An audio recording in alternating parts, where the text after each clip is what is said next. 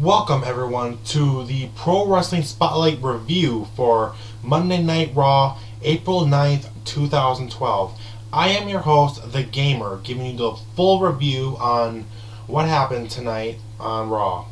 Now, if I had to give Raw a score from 1 to 10, I would give it a 6.5 out of 7, and that's with Brock Lesnar in it. It started awesome, and it actually ended awesome, but, through the middle, it just wasn't really that good. I can easily say that, and I'm going to give you why. But later on, let's start with how it started, which was pretty awesome. It started with John Laurinaitis and David Otunga coming out, announcing Brock Lesnar, saying that they brought him in because they wanted some... Oh, I can't remember the word that they used for it. But whatever. Brock Lesnar was talking, and I gotta say, I didn't remember his voice being so annoying. Like, when you see a big man, you figure he would have a strong voice. Like Batista or something. But he was kind of a... It had a little, like, high nose, nasal kind of voice. I don't know. Well, anyway, John Cena came out. Just walk into the ring. He didn't even grab a microphone at all. He just went up to Brock Lesnar and gave him a huge bitch slap, which was really awesome. That's the kind of John Cena I enjoy watching on Raw. Though he pretty much paid for it because Brock Lesnar took him down and gave him a hard right hand hit to the jaw, getting him a huge bloody lip. And that's probably the most blood we've seen in a long time on Raw. Like, I can't remember the last time we saw blood.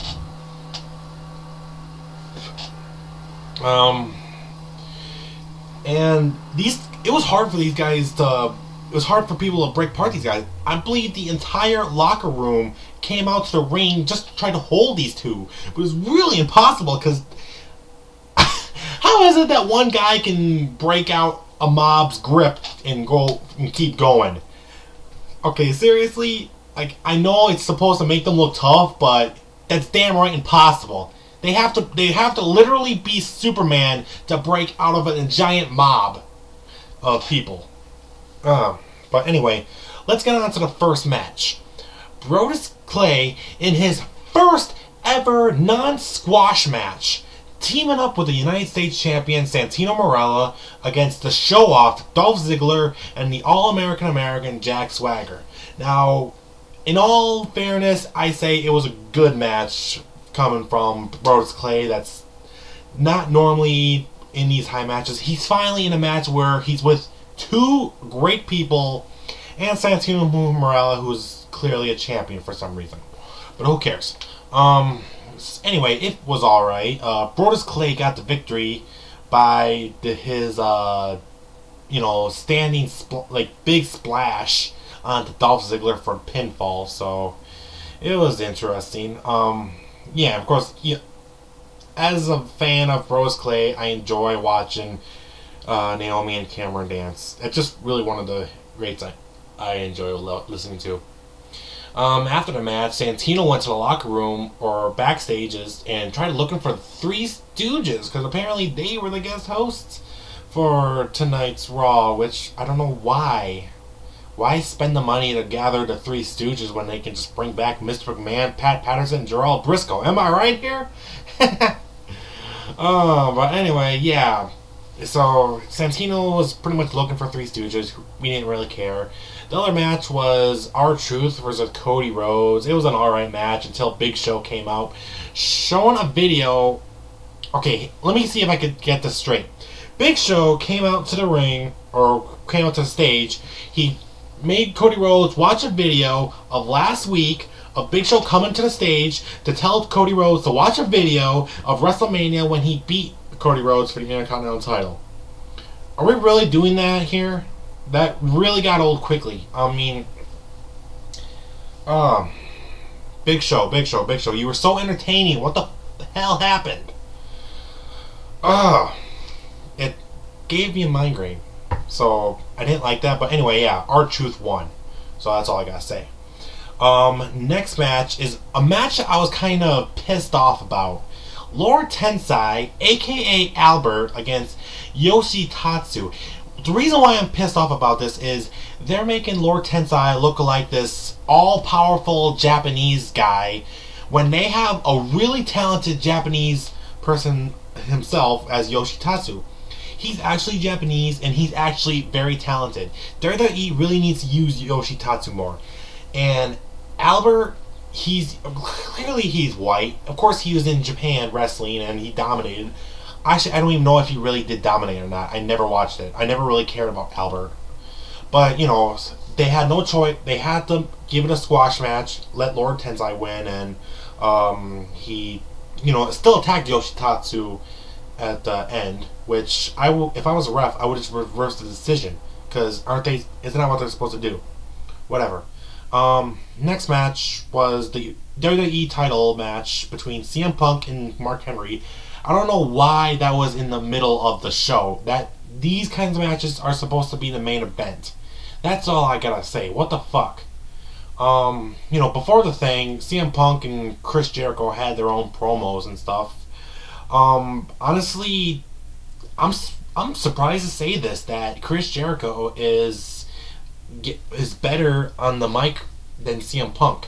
I mean, CM Punk, where are your pipe bombs? I mean, please don't let WWE censor you. The reason why you became famous is because you didn't let the WWE censor you at all. Enough with it and say what you want. Say what you really want. Because that's why we are interested when you have a microphone in your hand. That's all I gotta say. So yeah, after the match, Chris Jericho came out with 2 12-packs of beer that are so cheap. I mean, I'm dirt poor, and yet I still think I'm too good for that beer. And he pretty much just poured it all over CM Punk's body, which is really disturbing, and not in a, I don't know, but whatever. It's just disturbing for some reason. Next I want to talk about is the Three Stooges coming out, and one thing hilarious that I found this is that the crowd was booing them. Like, they were like flat out booing them straight out of the thing.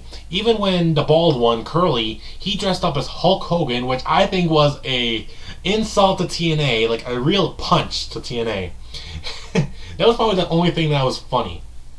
Curly sounded like Hulk Hogan, talking about they should watch the Three Stooges. Then Kane came out, which pretty much made everyone happy beyond belief, and chokeslammed the bald one that was dressed as Hulk Hogan.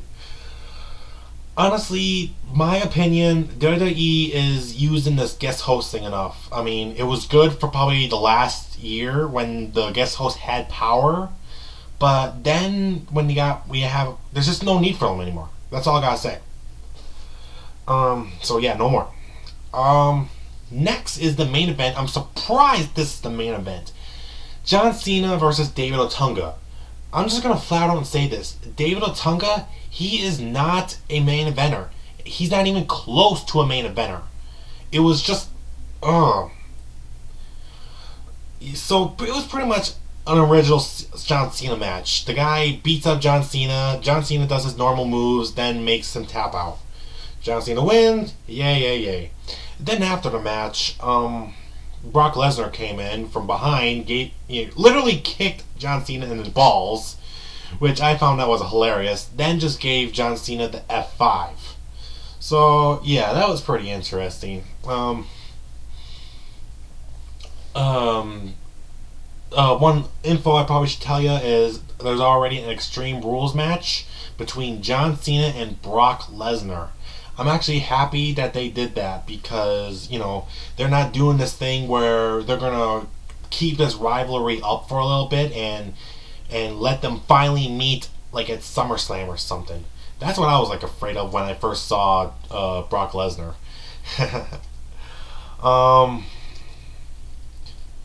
So yeah, this was pretty much it was interesting.